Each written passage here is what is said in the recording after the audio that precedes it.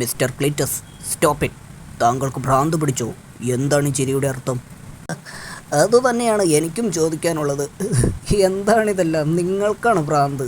ആ ജോൺസ് ചില ഭ്രാന്ത് കാട്ടിയത് കൊണ്ട് നിങ്ങളിങ്ങനെ ഭയന്നാലോ? പഴങ്കഥകൾ പറയാൻ ഈ ഹെൻറിയും. ക്ലീറ്റസ്, നിങ്ങളുടെ ധീരതയെ എനിക്ക് മതിപ്പാണ്. പക്ഷെ നമ്മളിപ്പോൾ നേരിടുന്നത് മനുഷ്യനെ അല്ല, അത് ഓർമ്മ വേണം. മിസ്റ്റർ ക്യാപ്റ്റൻ, ഞാനിത് തെളിയിക്കാൻ പോവുകയാണ് ഇപ്പോൾ തന്നെ. ആ ശവപ്പെട്ടികളെയാണ് നിങ്ങൾ ഭയക്കുന്നത്. ഞാൻ അതെടുത്ത് സമുദ്രത്തിലെറിയും. അതോടെ എല്ലാ പ്രശ്നങ്ങളും അവസാനിക്കും. Bye bye. ഏയ് നിൽക്കൂ നിൽക്കൂ പ്ലീസ്. ഇത് തന്നെ സ്ഥലം. അത് അവിടെയുണ്ട്. അവൻ ആ ക്ലീറ്റസ് എങ്ങോട്ടാണ് പോയത്? അറിയില്ല സാർ.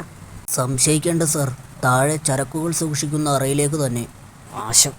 അവൻ ധീരനാണെന്നറിയാം, പക്ഷേ ഒരു പടുവിഡ്ഢിയാണെന്ന് ഇന്നാണ് മനസ്സിലായത്. വരൂ, നമുക്കവനെ രക്ഷിക്കണം. വേഗമാകട്ടെ. ഏയ്, എന്താണ് എല്ലാവരും നിന്നുകളഞ്ഞത്? വരൂ. അത് സാർ, ഇപ്പോൾ സമയം രാത്രി 12 ആയിരിക്കുന്നു. ഇവിടെ നടന്ന കാര്യങ്ങൾ വെച്ച് നോക്കുമ്പോൾ ഇപ്പോഴങ്ങോട്ട് പോകുന്നത് ആപത്താണ്. ശരിയാണ്. നിങ്ങൾക്കവൻ്റെ പിന്നാലെ പോകേണ്ട ബാധ്യതയില്ല. ക്യാപ്റ്റൻ എന്ന നിലയിൽ അയാളെ രക്ഷിക്കേണ്ടത് എൻ്റെ ഉത്തരവാദിത്തമാണ്. ക്യാപ്റ്റൻ, ദൈവത്തെ ഓർത്ത് നിങ്ങൾ മറന്നു വെച്ച കുരിശുമാലയും ധരിച്ചു പോകൂ. തീർച്ചയായും. അതിവിടെ ഉണ്ട്. ഇനി നിങ്ങളിവിടെ നിൽക്കൂ, ഞാൻ ചെല്ലാം. എന്താണ് അവിടെ ഒരു ശബ്ദം? ഈ ക്ലീറ്റസിനെ ഭയപ്പെടുത്താൻ ഒരു ചെകുത്താനും കഴിയില്ല.